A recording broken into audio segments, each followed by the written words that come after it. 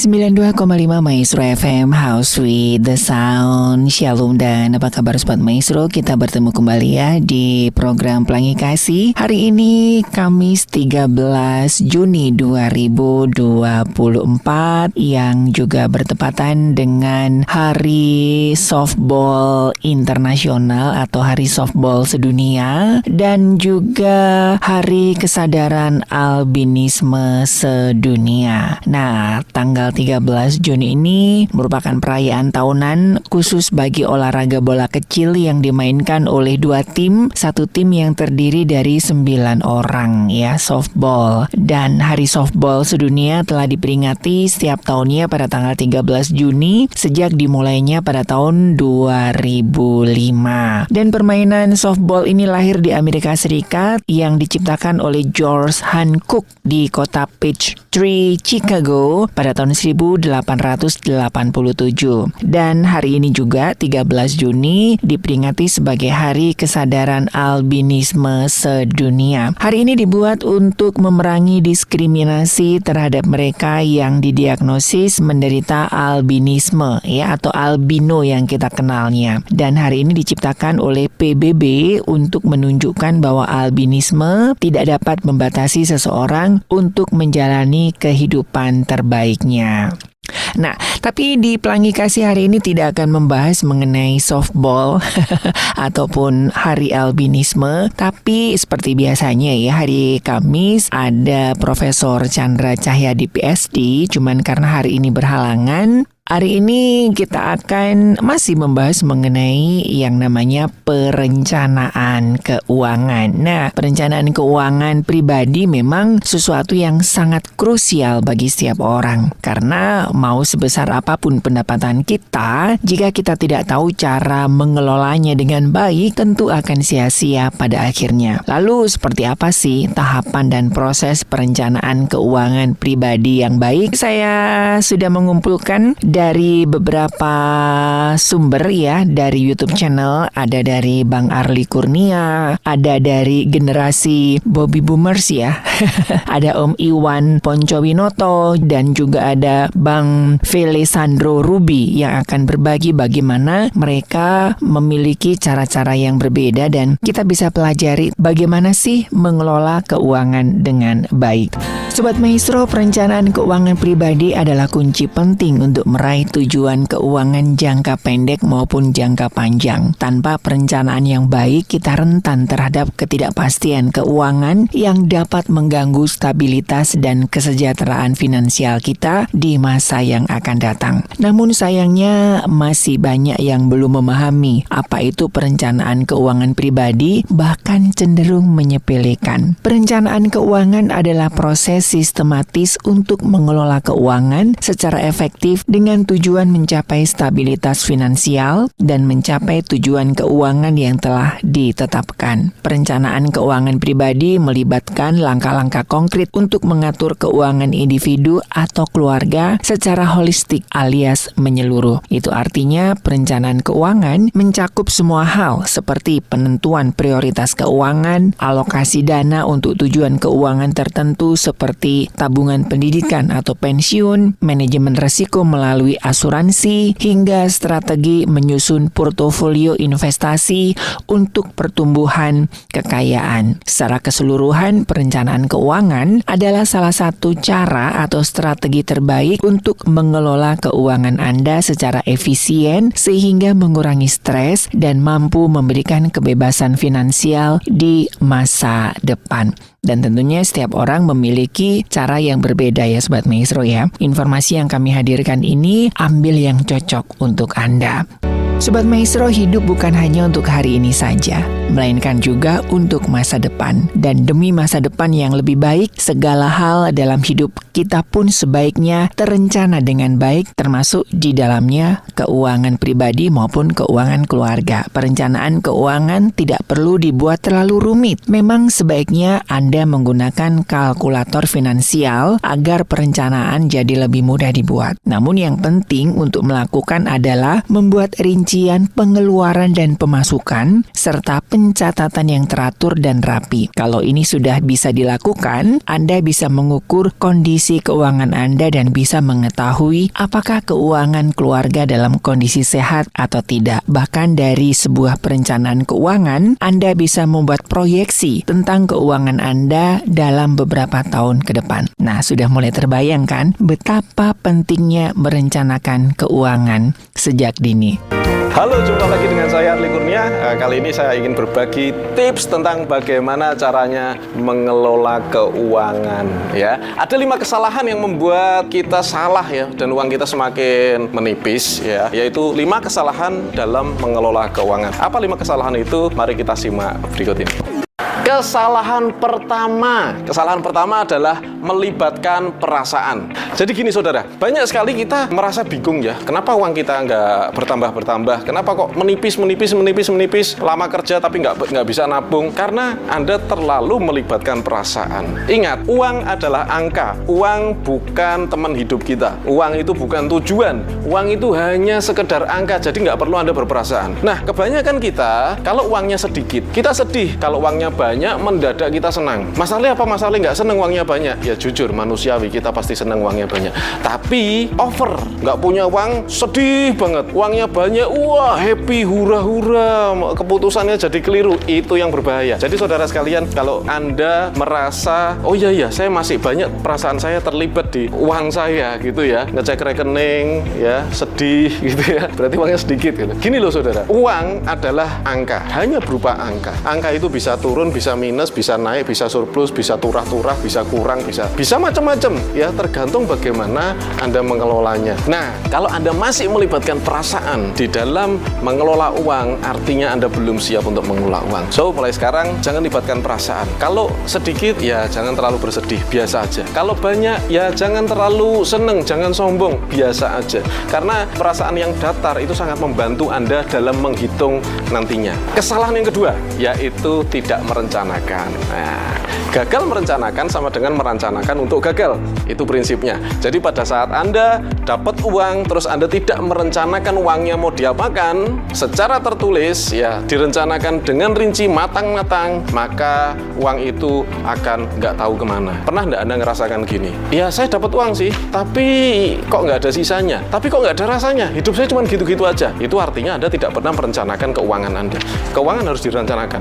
Anda dapatnya berapa, harus dipos-poskan dan lain sebagainya ya. Jadi perencanaan itu sangat-sangat penting gitu. Sesuatu yang besar harus direncanakan. Apa yang terjadi kalau uang Anda tidak pernah Anda buat perencanaan yang tepat? Ini untuk apa, maka yang terjadi uang itu akan keluar tanpa rencana. Semakin banyak Anda mengeluarkan uang tanpa rencana, artinya pola keuangan kita sangat-sangat lemah. Yang ketiga adalah tidak memisah uang. Saudara sekalian, uang adalah sesuatu yang memang harus dipisah-pisah. Banyak sekali orang datang ke saya punya bisnis miliaran rupiah dan mereka merasa minus, mereka merasa pusing ya. Ada salah satu orang dari Makassar, pengusaha mebel, datang ke tempat saya dan dia bilang sama saya, Mas Arli, penghasilan saya itu adalah 350 juta per bulan. Wow, fantastis ya. Kalau kita baca data ya, presiden saja itu gajinya cuma 80 juta. Nah, orang ini keuntungan bisnisnya setiap bulan itu mencapai 350 juta rupiah. Ini sangat-sangat dahsyat. Tapi apa yang terjadi? Dia ke rumah saya dan dia dalam kondisi ya tidak tenang. Dia merasa bahwa penghasilannya selalu habis setiap bulan. Gimana cara ngabisin duit 350 juta setiap bulan? Dan orang ini bisa habiskan uang itu. Nah, salahnya di mana? Salahnya adalah dia tidak memisah keuangannya. Dia punya bisnis banyak, tapi uangnya jadi satu. Padahal satu bisnis saja uangnya harus dipisah menjadi banyak bagian. Ya, tidak hanya bisnis. Anda yang bekerja pun sama. Anda habis dapat gaji itu harus segera dipisah. Anda yang dagang, Anda harus minimal ya. Ini tips saya untuk teman-teman yang dagang di kios, di pasar ya, pedagang asongan, Anda minimal 2 kaleng. Anda punya kaleng 2, satunya modal, satunya keuntungan, minimal itu. Belum lagi nanti untuk bayar sekolah, bayar listrik, bayar segala macam. Minimal kita harus memisah ya. Kalau nggak dipisah, maka uang itu berkumpul jadi satu dan kita akan sulit untuk mengaturnya. Supaya mudah untuk diatur, maka harus dipisah. Itu tips yang ketiga. Kemudian yang keempat, kesalahan yang keempat adalah banyak sekali orang yang tidak mencatat pengeluaran ya. Pengeluaran itu harus dicatat. Anda datang ke minimarket, Anda ada catatannya kan, ada struknya, Anda minta struknya. Anda beli bensin, Anda minta struknya. Supaya apa? Supaya mudah dicatat. Dan itu sangat-sangat membantu Anda. Anggaplah uang itu bukan uang Anda, tapi uang perusahaan Anda, gitu ya. Meskipun Anda bekerja, anggaplah itu adalah uang perusahaan Anda.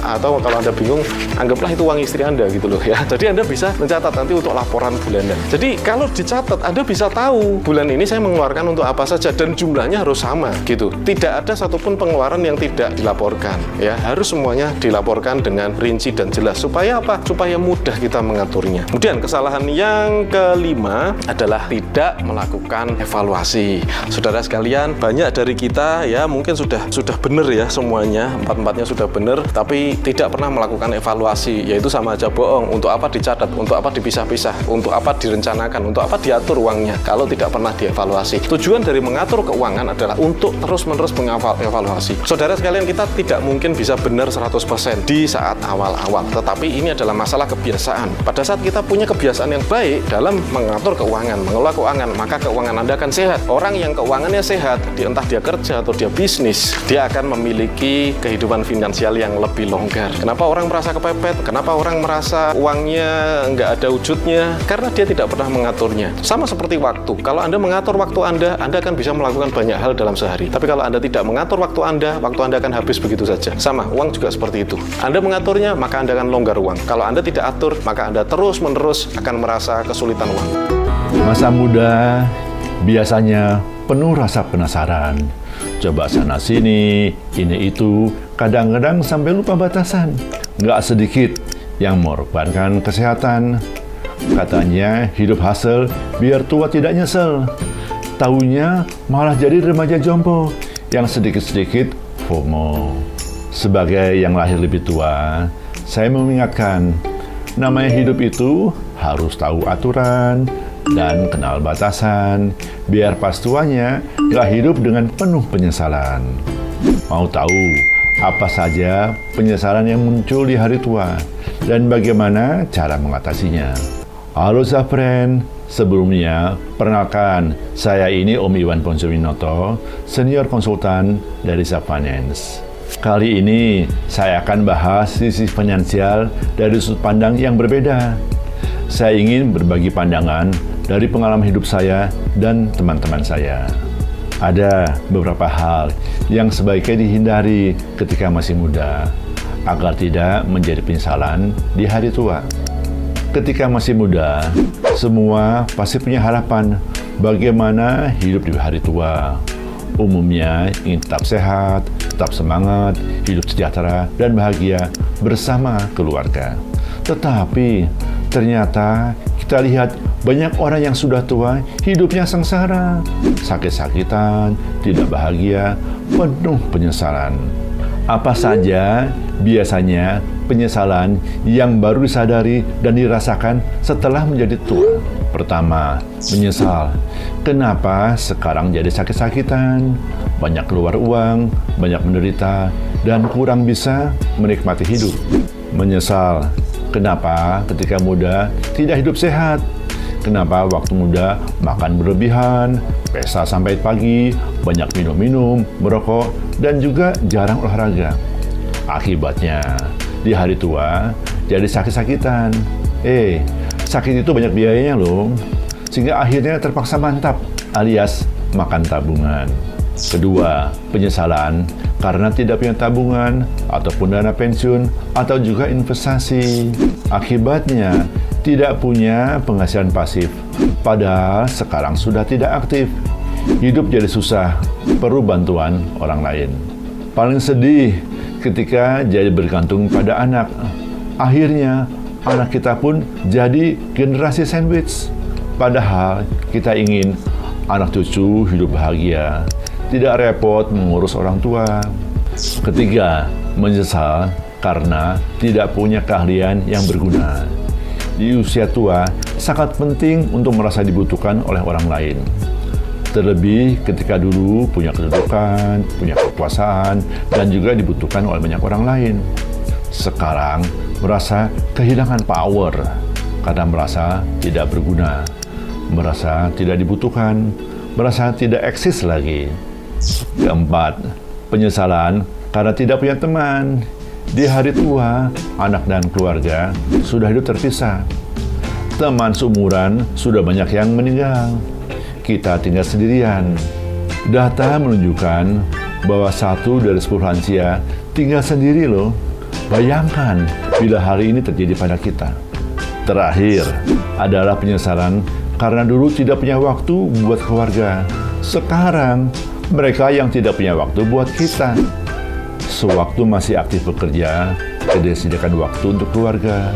Sehingga setelah kita tua, anak dan keluarga tidak merasa perlu meluangkan waktu untuk kita. Padahal kita sangat butuh akan kehadiran mereka. Jadi sekarang, Zapren mungkin bertanya, Om Iwan, bagaimana cara menghindari penyesalan di hari tua? Tentu, pertama, kita harus menjaga pola hidup sehat. Coba evaluasi bagaimana gaya hidup saat ini. Bila perlu sehat, maka perbaiki sekarang. Dan rajin periksa kondisi kesehatan. Rajin health check up. Untuk proteksi, kita harus punya asuransi kesehatan. Punya BPJS itu hukumnya wajib. Tapi ingat, kalau sakit, di samping biaya pengobatan, juga akan timbul biaya-biaya lainnya. Dan kemungkinan penghasilan kita pada saat itu akan terkendala. Apalagi kalau Zapren adalah orang yang freelance.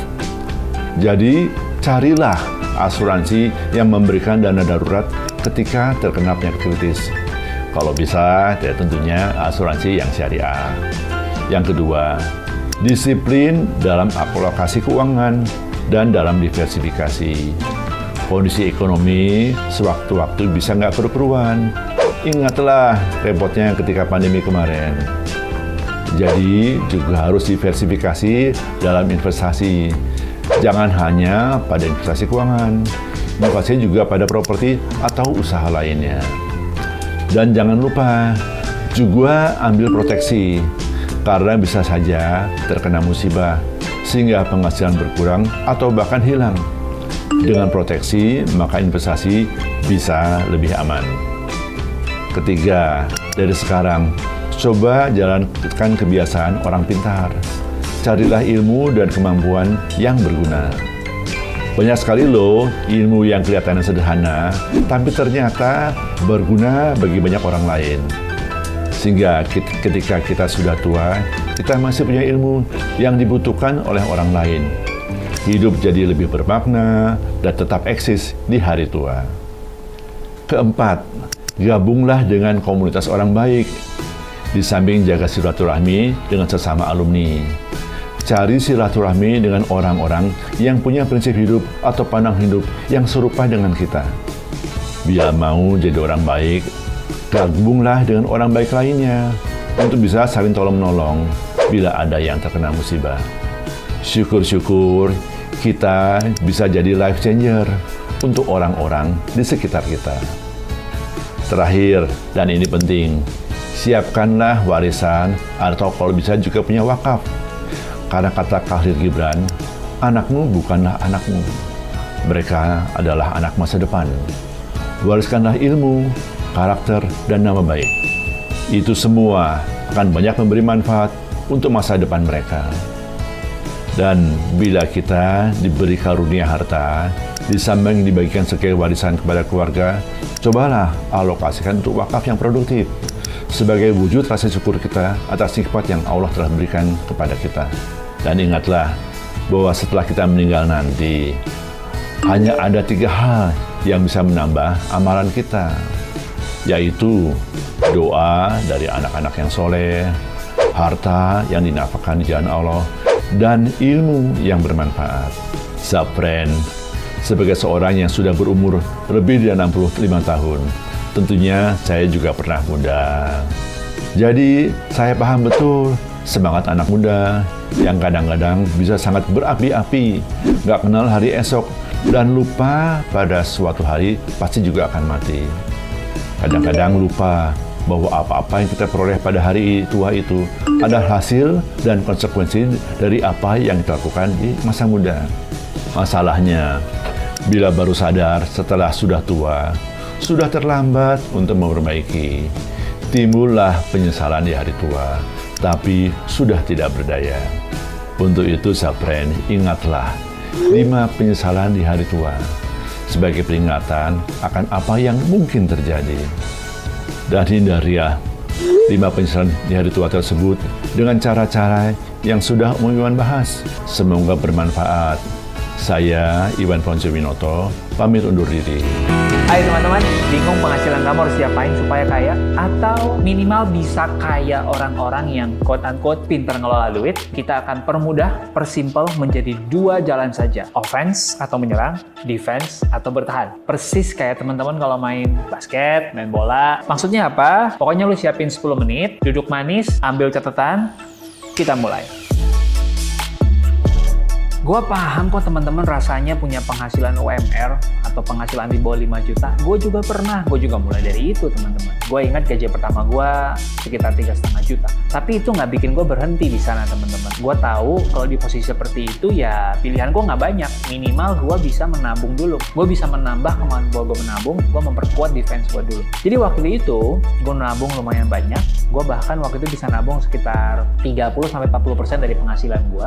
Jadi waktu itu gue pakai untuk belajar fotografi. Setelah pulang kantor, kemudian Sabtu Minggu, gue menerima proyek-proyek fotografi. Mulai dari kerjaan gratis sampai kerjaan berbayar, gue ladenin semua. Nah itulah caranya gue teman-teman untuk perlahan-lahan naik dari satu tangga ke tangga yang berikutnya. Nah setelah udah terkumpul teman-teman ilmunya, berikutnya yang gue butuhkan adalah gear. Nah caranya gue adalah, gue minta bantuan kepada manajer gue waktu itu untuk, bos tolong dong, gue pengen beli kamera nih, harganya 14 juta. Lo bayarin dulu ya, pakai cicilan 0%, nanti gue cicil ke lu setiap bulan. Nah, jumlah yang tadi saya pakai buat nabung, defense saya tadi, saya pakai buat offense, which is membeli gear baru.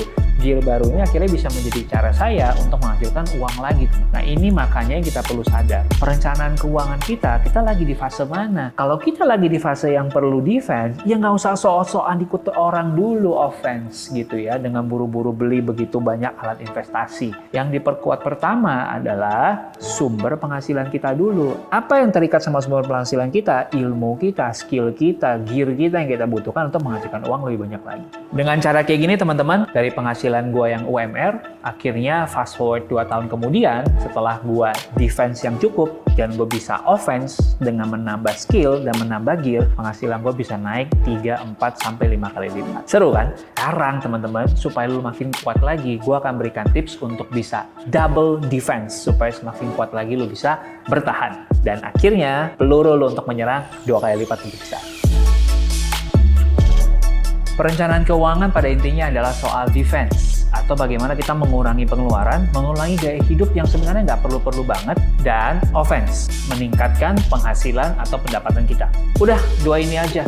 Tapi supaya gampang, gue ilustrasikan kayak gini ya teman-teman ya. Bayangkan lo punya ember ini mewakili penghasilan lo, maka tugas pertama lo sebagai orang yang punya penghasilan adalah 1, pastikan ember kamu nggak bocor ya. Jangan sampai ada pengeluaran-pengeluaran kecil di sana-sini yang kita nggak sadar tapi rutin, tahu-tahu penghasilan kita merembes. Itu tugas pertama.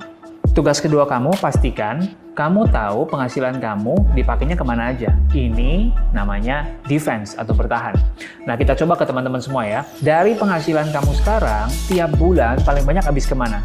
Apakah habis ke transportasi, biaya kos atau biaya tinggal, makanan, ngopi, atau merokok? 3, 2, 1, boom. Kalau lo nggak bisa menjawab dengan cepat, lo nggak paham-paham banget keuangan lo. Kalau lu nggak ngerti duit lu bocornya kemana, gimana cara lu ngatur duit lu? Gimana caranya lu bisa tahu bagian mana yang bisa lu hemat, bagian mana yang nggak bisa lu hemat? Nah, buat kamu yang belum bisa dijawab, tulis di catatan kamu sekarang, saya berjanji akan mencatat setiap rupiah yang keluar dari dompet saya, termasuk duit virtual, dan laporan ke Mas Ruby di komen di bawah nanti. 1 bulan dari sekarang ya, gue tunggu. Kalau enggak, saya mesti share video ini ke 10 orang. Kenapa gue bilang kayak gitu? Karena percuma guys. Mau nonton video kayak gini berkali-kali pun kalau nggak pernah dilakuin, nggak pernah ada hasilnya. Jadi tugas pertama, defense dulu. Bertahan dengan benar. Supaya skill defense kamu makin bagus, manfaatin yang namanya promo. Manfaatin yang namanya cashback. Manfaatin yang namanya beli dalam jumlah besar. Berikut tipsnya. Ada satu aplikasi yang memudahkan teman-teman untuk dapetin cashback, namanya Shopback. Apa sih Shopback ini? Basically ini adalah aplikasi yang kamu klik dulu sebelum kamu melakukan pembelanjaan, baik di e-commerce manapun, mau Tokopedia, Shopee, Lazada, pokoknya dimanapun, biasanya ada cashback lewat Shopback. Gini cara pakainya teman-teman, perhatiin ya. Kalian buka dulu aplikasi Shopback. Di sini ada banyak banget pilihan e-commerce-nya. Nih, gue kasih lihat teman-teman. Lihat pilihan e-commerce-nya ada segini banyak. Ada Tokopedia, Shopee, Lazada, Blibli, Bukalapak, sampai e-commerce travel kayak tiket.com, booking.com, dan lainnya juga ada. Kalau gue tadi hasil cari teman-teman, ada beberapa cashback yang menurut gue menarik banget. Contohnya seperti ini teman-teman. Ada dari Orami, di mana teman-teman bisa dapetin cashback 2% sampai 20.000 dari produk Johnson & Johnson. Teman-teman bisa dapetin cashback sampai Rp10.000 dengan pembelian minimal 100.000 di produk Hassens. Itu baru satu sumber. Ada lagi teman-teman, ini kalau saya ngecek di Shopee. Buat ibu-ibu, teman-teman yang berkeluarga di sini ada produk Bebelak Official Shop ekstra sampai 50% off dengan diskon maksimal 10.000. Ada lagi produk To You Grow Organic yang bisa memberikan teman-teman cashback sampai 5% dalam bentuk koin Shopee. Menarik banget kan teman-teman? Izinkan 1 menit buat ngejelasin cara pakainya supaya teman-teman nggak salah ya. Karena kalau nggak, sayang nih salah jalannya nggak dapat cashbacknya. Setelah teman-teman pilih e-commerce tempat belanja kalian, nanti akan muncul keterangan cashbacknya. Baca dulu, jangan sampai teman-teman nge-skip. Kalau udah oke, silakan klik Continue to App. Dan nanti kalian akan diarahkan masuk ke aplikasi Tokopedia. Udah deh, kalian tinggal pilih item yang kalian mau beli, masukin ke keranjang. Nah, untuk setiap transaksi online yang terverifikasi, saldo cashback-nya akan masuk ke akun Shopback teman-teman. Ini saldo hasil belanja online selama ini. Nah, saldo cashback-nya ini istimewa. Kenapa? Karena kamu bisa tarik tunai ke rekening kamu atau kamu jadikan pulsa. Jadi gimana? Belanja online lebih untung kan lewat Shopback? Kalau buat gue sih, ini adalah salah satu jalan terbaik untuk memperkuat defense teman-teman. Kita memang akan harus beli juga anyway kan? Mendingan kita beli dan dapetin cashback daripada beli dan gak dapat apa-apa. Ya nggak? Kalau lagi mau belanja teman-teman dan memang ada kebutuhannya, tahan dulu sampai tanggal 25. Kenapa? Karena ada promo gajian Shopback. Di mana di tanggal 25 ini bakal ada cashback yang lebih besar daripada hari biasa. Ada flash sale, ada voucher belanja, ada diskon, ada branded sale, dan banyak lagi keseruan lainnya.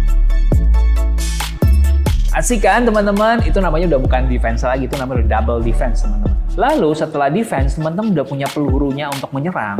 Seperti layaknya sepak bola, kalau bertahan aja nggak sanggup, susah kan kita mau menyerang. Lah kitanya kena serang mulu, karena defense kita nggak bagus. Nah, tapi kalau kita udah bagus defense ya, bukan berarti kita bertahan terus. Ada saatnya kita perlu cetak gol dong supaya menang. Modalnya dari mana untuk menyerang? Ya dari duit yang kita tabung dari defense. Offense paling baik digunakan buat apa? Pop quiz buat teman-teman. Langsung pilih dari 5 hal ini. Nomor 1, upgrade diri. Nomor 2, langsung beli saham. Nomor 3, beli emas. Nomor 4, beli properti. Terakhir, beli mobil baru. 3, 2, 1, pilih. Alright, jawabannya upgrade diri lah bro. Kalau ilmunya aja belum punya, jangan coba aneh-aneh invest sana sini. Yang ada bukannya untung malah boncos, karena lu belum punya ilmunya. Nah, jadi teman-teman, cara offense pertama yang menurut gue paling penting adalah isi ilmu kita dulu, isi otak kita dulu. Ilmu yang bisa datangin duit lebih banyak lagi, lebih berharga daripada kita investkan ke yang lain-lainnya. Istilahnya adalah high income skills. Untuk mempercepat riset teman-teman, ini gue langsung jabarin beberapa pekerjaan yang lagi banyak dicari, yang disebut sebagai high income skills versi LinkedIn. Teman-teman bisa ngeliat di sini, pekerjaan-pekerjaan yang lagi high demand banget. Nomor 1, resepsionis. Tapi nomor 2, teman-teman lihat blockchain developer. Penambahannya hampir 5 kali lipat. Android developer. Kalau lo sekarang belum ngerti coding, belum ngerti software engineering, gunakan 6 bulan 1 tahun ke depan. Gue percaya ini adalah salah satu pekerjaan yang nggak akan pernah habis dibutuhkan karena dunia makin bergerak, maju, mengikuti teknologi. Hampir semua dalam hidup kita itu udah berjalan lewat handphone kita ini. Baik lo mau iOS developer, baik lo mau Android developer, dua-duanya gue rasa akan terus dan semakin dibutuhkan. Kemudian berikutnya ada apa lagi teman-teman? Kita lihat ada jobs dengan demand yang paling besar. Nomor 1, software engineer. Nomor 2, sales. Nomor 3, tech specialist. Nomor 4, registered nurse. Registered nurse itu artinya suster. Mungkin ini teman-teman kebutuhan untuk tenaga kerja kesehatan semakin bertambah. tentunya demand ini juga lagi bertambah. Tapi berikutnya apalagi yang dibutuhkan? Food delivery driver, project manager, full stack engineer. Buat teman-teman semua sekarang ya yang merasa bahwa tapi kan gue nggak bisa jadi engineer mas, nggak semuanya dong bisa mesti coding. Oke, sebenarnya fokusnya nggak cuma soal pekerjaannya saja, tapi juga ada beberapa skill-skill tertentu yang teman-teman bisa garap. Dan menurut World Economic Forum, ini akan terus dibutuhkan dan semakin dibutuhkan. Ada 10 skill yang akan makin dibutuhkan dari sekarang sampai 2025. Nomor 1, analytical thinking and innovation, complex problem solving, critical thinking and analysis, creativity and initiative, leadership dan social influence, resilience, stress tolerance, and flexibility. Nomor terakhir, reasoning, problem solving, and ideation. Nah, mungkin teman-teman di sini lalu bertanya, tapi kan Mas Rup, gue mau kemana belajarnya? Ini kan gue nggak bisa dapetin di sekolah. Tenang teman-teman, gue udah riset buat teman-teman semua. Ada begitu banyak tempat belajar gratis. Ini link di sebuah website namanya Coursera. Teman-teman bisa belajar logic atau critical thinking tadi secara gratis. Atau yang kedua, teman-teman juga bisa mempelajari dari YouTube channel ini. Gue suka banget, gue sendiri udah lihat semua videonya. Namanya Think Policy Society. Dibikin oleh salah satu teman gue namanya Afu. Intinya teman-teman, banyak banget kok opsi gratis yang bisa kamu ambil, bahkan nggak perlu keluar duit sepeser pun untuk kamu offense. Masalahnya adalah kamu mau usaha atau kamu lebih suka rebahan. Nah, teman-teman, pilihannya di kamu. Mau kamu nonton 100 video pun, kalau kamu nggak take action, nggak dipraktekin, percuma juga.